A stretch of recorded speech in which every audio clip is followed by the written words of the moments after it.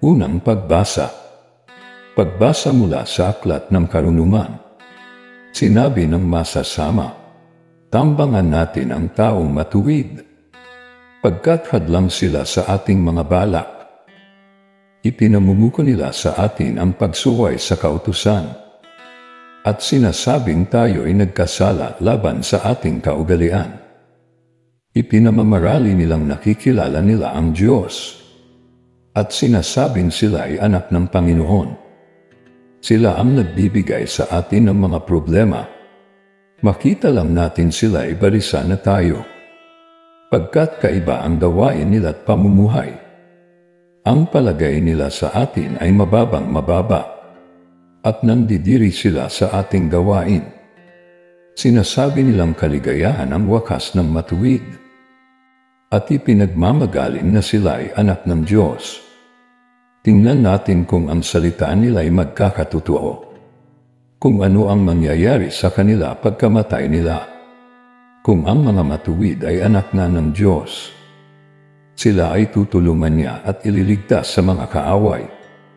Subukin natin silang dastain at pahirapan, upang malaman natin kung hanggang saan ang kanilang kagandahang asal, at kung hanggang kailan sila makatatagal. Subukin nating ibinit sila sa kamatayan. Yamang ang sabi nila ay iinatan sila ng Diyos.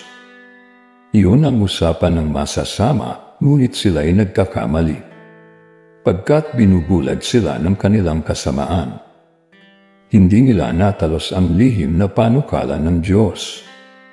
Hindi sila umasa sa gantimpala ng kabanilan.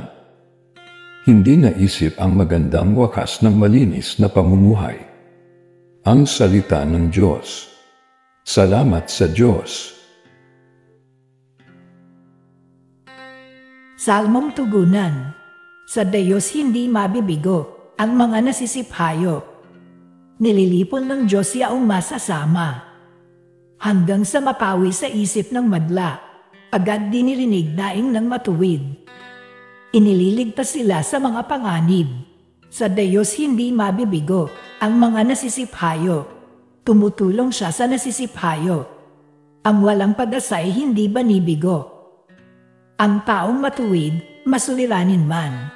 Sa tulong ng kuon, agad maiibsan. Sa Diyos hindi mabibigo ang mga nasisiphayo. Kukupkupin siya ng lubos-lubusan. Kahit isang buto'y hindi magagalaw. Mga lingkod niya ay kanyang ililigtas. Sa napakukupkop, siyang mag-iingat. Sa Diyos hindi mabibigo ang mga nasisiphayo. Awit pambungad sa mabuting balita. Ang tao ay nabubuhay, hindi lamang sa tinapay, kundi sa salitang mahal, mula sa bibig na banal, ng Ama nating may kapal. Ang mabuting balita ng Panginoon ayon kay San Juan. Noong panahong iyon, nilibot ni Jesus ang Galilea, iniwasan niya ang Judea, sapagkat ibig siyang patayin ng mga Hudyo roon. Nalalapit na ang pista ng mga tolda, isang pista ng mga Hudyo. Pagkaalis ng kanyang mga kapatid, si Jesus may pumunta rin sa pista, ngunit hindi hayagan. Sinabi ng ilang taga-Jerusalem, hindi ba ito ang taong gusto nilang patayin? Hayan, lantaran siyang nagsasalita, ngunit wala silang sinasabi laban sa kanya. Baka naman nakilala ng mga pinuno na siya nga ang Mesiyas. Walang makaalam kung saan magmumula ang Mesiyas pagparito niya, ngunit alam naman natin kung saan nagmula ang taong ito. Kaya't nang nasa templo si Jesus at nagtuturo, malakas niyang sinabi, "Ako ba'y nakikilala ninyo? Alam ba ninyo kung saan ako nagmula? Hindi ang naparito sa ganang akin lamang. Ang totoo ang siyang nagsugo sa akin, ngunit hindi ninyo siya nakikilala. Nakikilala ko siya sapagkat ako ay mula sa kanya at siya ang nagsugo sa akin." Tinangka nilang dakkin siya, ngunit walang nang ahas, sapagkat hindi pa niya oras. Ang mabuting balita ng Panginoon. Pinupuri ka namin, Panginoong Hesukristo.